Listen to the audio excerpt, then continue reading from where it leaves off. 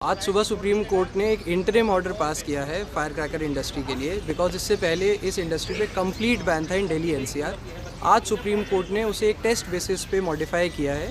इस दिवाली के लिए, जिसमें सुप्रीम कोर्ट ने कहा है कि ग्रीन क्रैकर्स का सेल एंड यूज़ अलाउड है दिल्ली एनसीआर में। ग्रीन क्रैकर्स वो होते हैं जिनमें एमिशन लेवल्स कम होते हैं as compare to conventional crackers. और सुप्रीम कोर्ट ने कहा है कि इसका जो यूज़ है वो डेजिग्नेटेड टाइम और डेजिग्नेटेड प्लेसेस से ही होगा, विच मीन्स जो सेल है वो निर्धारित जगहों से होगी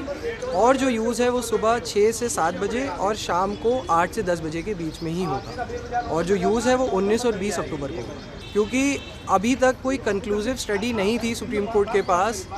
कि फायर क्रैकर्स से कितना पोल्यूशन होता है, जबकि हमारी दलील ये थी कि fire crackers are not one of the major contributors to air pollution in Delhi NCR. इसलिए सुप्रीम कोर्ट ने जो एक्सपर्ट बॉडीज़ है उन्हें डायरेक्ट किया है कि वो सैम्पल्स कलेक्ट करें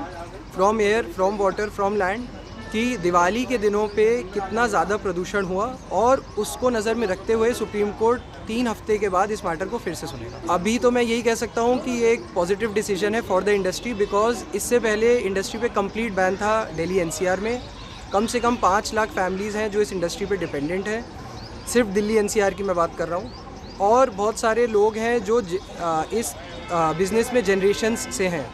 तो उनसे ये एक्सपेक्ट करना कि इमीडिएटली वो अपना बिज़नेस, अपना प्रोफेशन चेंज कर ले, वो एक अनरीजनेबल एक्सपेक्टेशन थी जो सुप्रीम कोर्ट ने एक्नॉलेज किया, और इसलिए उन्होंने कंप्लीट बैन को हटा के एक रिस्ट्रिक्टेड और रेगुलेटेड मैनर में इंडस्ट्री को अलाउ किया है अपना काम करने के। जी, हमने यही मांग की थी कि ग्रीन क्रैकर जो है वो अलाउ होने चाहिए दिल्ली एनसीआर में। और सबसे ज़रूरी चीज़ कि 23 अक्टूबर 2018 का एक जजमेंट है Arjun Gopal versus union of India case में, उसमें जो रिस्ट्रिक्शंस है वो